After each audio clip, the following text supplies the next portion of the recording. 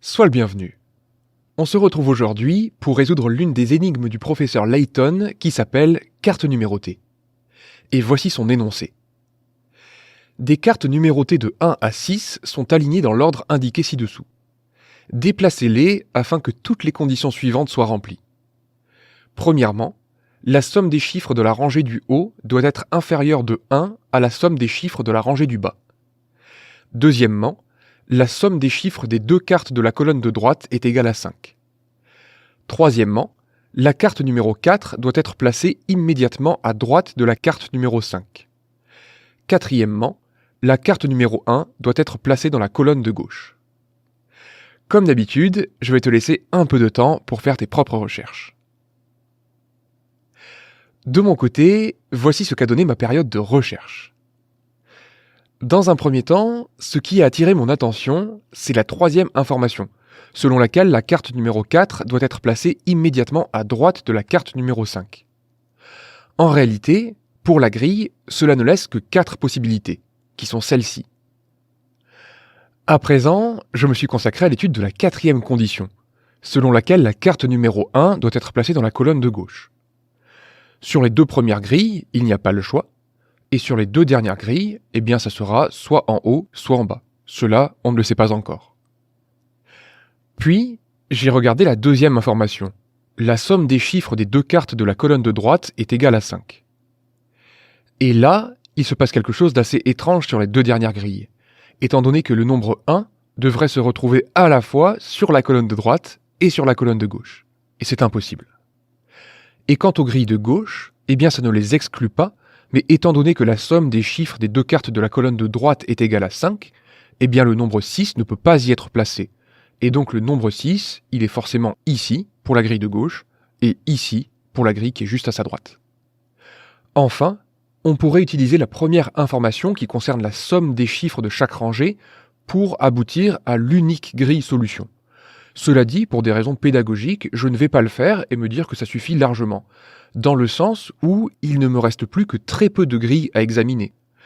En effet, on sait que les chiffres qui se rangent dans les cases qui sont restées vides, ce sont les chiffres 2 et 3. Et ça nous donne donc seulement 4 grilles à examiner, parmi laquelle, on l'espère, se trouvera l'unique solution du problème. À présent, nous avons tous les éléments en main pour nous lancer dans la rédaction du raisonnement qui vient d'être fait dans la phase de recherche. La première étape de ce raisonnement, je vais l'appeler analyse. Dans cette première étape, on va supposer qu'une solution existe et on va donner un nom à chacune des inconnues dont on dispose. Ces inconnues étant les différents chiffres qui se cachent aux différents emplacements de la grille.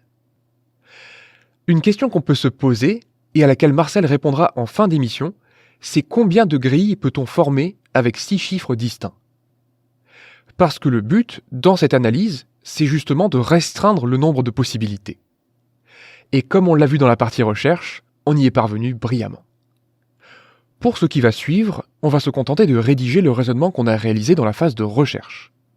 En l'occurrence, on avait exploité la troisième information. On va donc écrire que l'alignement des cartes et l'information numéro 3 ne laissent que 4 possibilités. Soit A égale 5 et B égale 4, soit D égale 5 et E égale 4, soit B égale 5 et C égale 4, soit E égale 5 et F égale 4.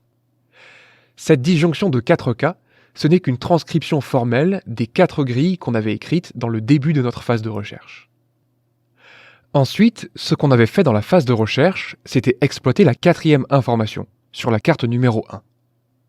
Et on va donc écrire que d'après cette information, le nombre 1 doit être placé dans la colonne de gauche. Dans le premier cas, cela implique que D égale 1. Dans le deuxième cas, cela implique que A égale 1.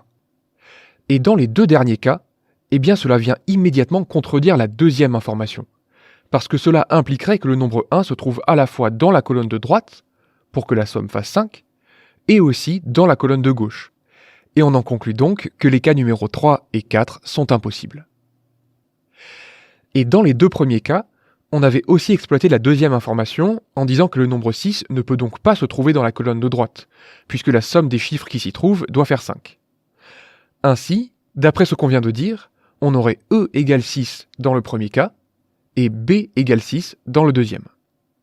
Et c'était exactement à cet endroit qu'on s'était arrêté dans notre phase de recherche, en disant qu'on disposait, finalement, de 4 grilles possibles. Et ces grilles, ce sont ces 4 grilles-là, dans le sens où dans le premier et dans le deuxième cas, on a à chaque fois 2 possibilités, selon qu'on complète les cases restantes par 2 et 3, ou par 3 et 2. À partir de là, il va être très simple de conclure dans une deuxième étape que j'appelle synthèse. À partir du travail qu'on a réalisé, il est simple de vérifier si chacune des grilles vérifie l'ensemble des conditions requises. Et en l'occurrence, ce qu'on va écrire, c'est que parmi ces grilles, seule la dernière vérifie l'ensemble des critères requis. Et c'est donc l'unique solution de ce problème. Pour terminer, Marcel te propose un petit récapitulatif. A priori, avec 6 chiffres distincts, on peut former 720 grilles possibles. En effet, pour le premier emplacement en haut à gauche, on a 6 possibilités, pour le suivant, on n'en a plus que 5, puis plus que 4, etc. Et le produit des nombres entiers compris entre 1 et 6, ça vaut 6 factoriels, c'est-à-dire 720. Ce qu'on a fait dans l'analyse, c'est qu'on a raisonné par conditions nécessaires, et on a éliminé énormément de candidats. On est passé de 720 grilles possibles jusqu'à 4 grilles possibles seulement. À ce moment, j'ai décidé d'interrompre l'analyse, en me disant que le but principal de l'analyse avait été accompli, dans le sens où on ne dispose plus que d'une poignée de grilles possibles. À partir de là, il a été extrêmement simple de procéder à la synthèse, c'est-à-dire à l'examen de chacune des grilles potentielles, pour savoir si oui ou non est les solutions du problème. En l'occurrence, sur ces 4 grilles possibles, une seule était véritablement solution du problème. J'espère que cette énigme t'a plu, je te souhaite une excellente journée, et je te dis à la prochaine.